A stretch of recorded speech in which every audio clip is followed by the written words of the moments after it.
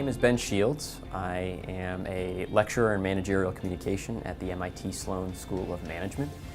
I've been here for 2.5 years now. Prior to coming to MIT, I worked at ESPN, where I was their director of social media and marketing. Started working in that space in the early days of social media, which, believe it or not, were around 2008, 2009.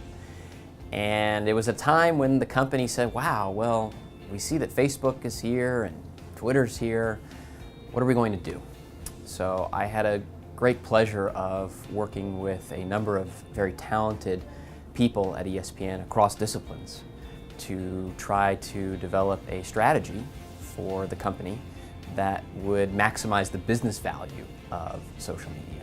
And had a great run there, was able to do a lot of great collaborative work with a number of folks around the company, and left there in 2014 to come here to MIT.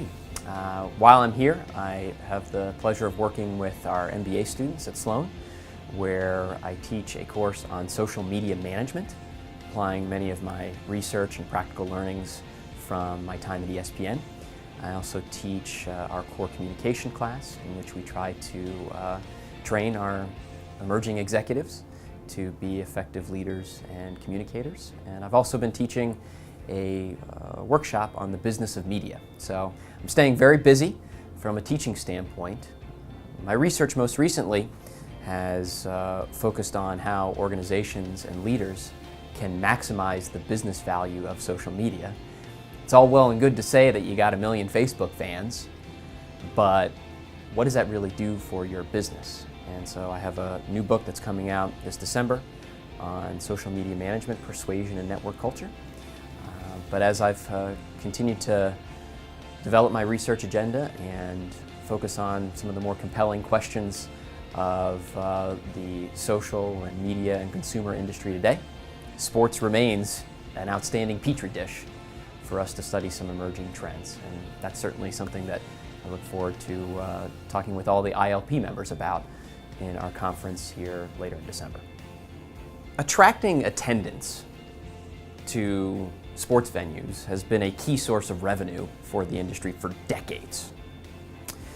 The challenge most recently has been the at-home experience with your big screen television and your tablet tracking your fantasy teams, and your ability to chat on the phone with your friends while the game is going on and checking Twitter or Facebook. That experience has gotten so strong that teams have had to work even harder to get fans to the venue. And they've employed what I would call living room strategies, which is when they're in the venue, they bought their ticket, they're spending their time there. Teams are trying to give them all the same accoutrements that they might have in their living room, whether that be Wi-Fi access, an excellent mobile experience, access to your fantasy teams.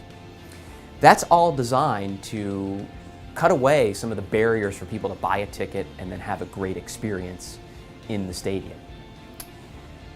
What we've seen in some of the European football clubs, however, is the culture of experiencing a game live is so rich, and fans take it so seriously that those extra add-ons, the living room experience, is less important.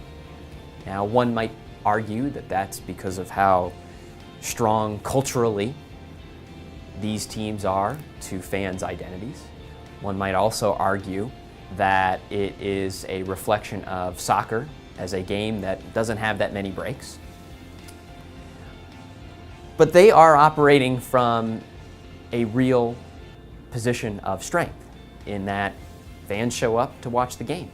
Here in this country, with some of our other sports that do have breaks, plays between football, timeouts in basketball, between pitches or innings in baseball, teams feel the necessity to program that experience to keep fans engaged.